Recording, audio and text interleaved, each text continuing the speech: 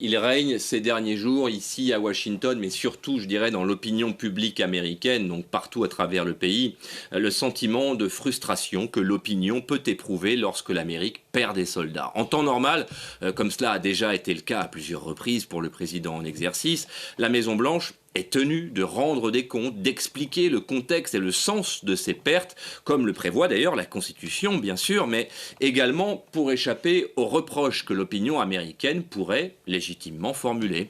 Vous connaissez la dimension quasi sacrée que le peuple américain entretient avec son armée. Si Joe Biden était apparu faible dans ce dossier, l'opinion ne lui aurait probablement pas pardonné. C'est donc un président naturellement contraint de réagir qui a donné le feu vert pour cette opération, mais c'est également un président en campagne, évidemment, pour sa réélection, qui sait que durant cette période, chacune de ses décisions est analysée, étudiée de près par ses adversaires politiques, évidemment.